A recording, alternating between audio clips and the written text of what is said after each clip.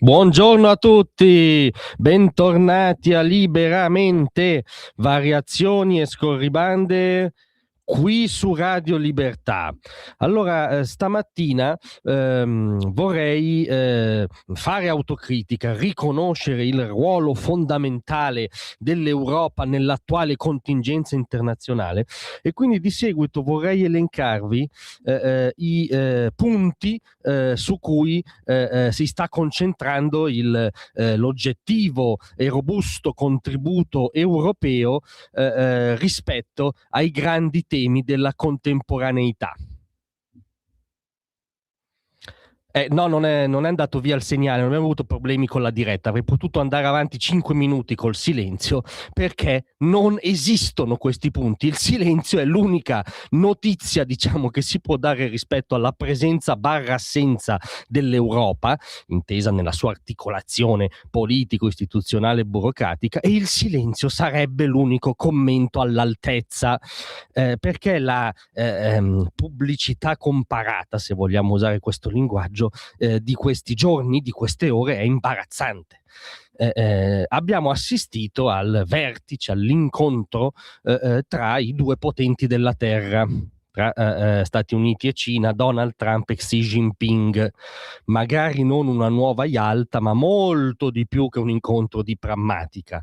Un incontro dove America e Cina provano a trovare una ipotesi di convivenza in un nuovo ordine mondiale, diciamo, senza abdicare alle rispettive priorità strategiche, ma individuando, diciamo, delle priorità di convivenza e confrontandosi, scontrandosi, trovando un punto di caduta sui dossier fondamentali. Cioè si è fatto un passo in avanti nel ridisegno del mondo nell'incontro a Pechino tra Trump e Xi, e c'erano veramente i grandi temi, anzi, tutti gli scenari bellici aperti, ovviamente, tutte le guerre che infestano il pianeta, compreso quella alle porte dell'Europa tra Russia e Ucraina, no? Che dovrebbe vedere una vaghissima presenza, no? Almeno formale, dell'Europa.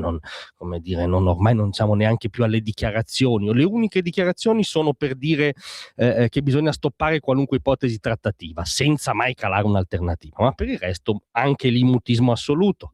C'era lo scenario medio orientale, ovviamente, con gli oggettivi punti strappati da Washington, per cui la Cina converge sul fatto che un suo alleato non dovrà mai in ogni caso essere dotato dell'arma nucleare, ma poi anche le questioni strutturali, simboliche, ma anche dannatamente concrete da un punto di vista dell'economia, il gigante cinese e la sua carta principale, che è quella ormai stranota delle terre rare, no? Questo quasi monopolio su una risorsa fondamentale dell'oggi e del domani. Dall'altro lato Donald Trump, che arriva con la quasi ventina di SEO che rappresentavano i giganti dell'economia americana, il PIL di quella che rimane la principale potenza economica mondiale,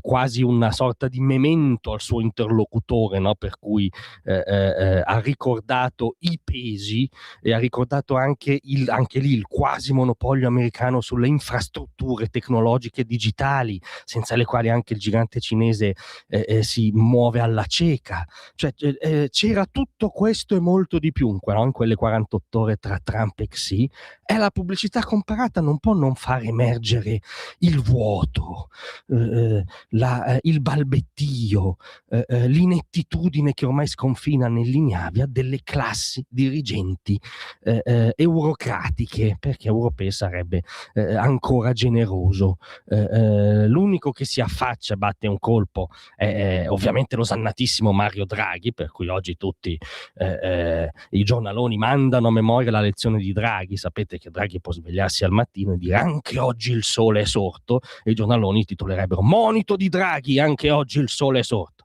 Tanto Draghi fa una premessa anche corretta, cioè constata l'inefficacia, la residualità, la lentezza dell'Europa su questi dossier. Peccato che poi propone sostanzialmente di dare più droga al tossico, perché propone, per risolvere un continente imbrigliato da questo eccesso di unificazione burocratica, da questo eccesso di centralismo, propone più unificazione burocratica, più centralismo, più dirigismo. Portiamo in fondo il progetto di integrazione, addirittura con la difesa comune, no? Che è un'astrazione, perché poi qualcuno comanda. Cosa vuol dire difesa comune? Difesa francese, difesa franco-tedesca? Peggio mi sento.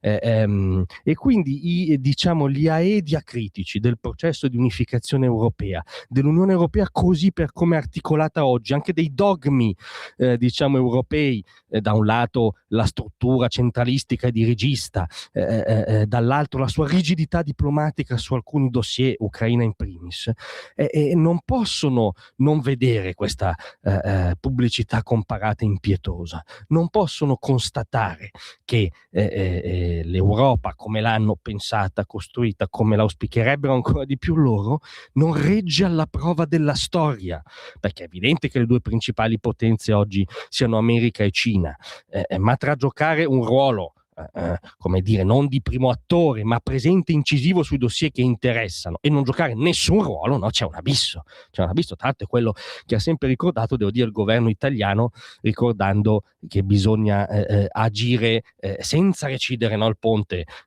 transatlantico, presidiando i nostri interessi, ma come Occidente. Quello almeno è un tentativo di posizionamento. L'Europa, nel senso delle sue strutture, non ha neanche più un tentativo di posizionamento, semplicemente ormai si guarda allo specchio e, ahimè, non vede più nulla.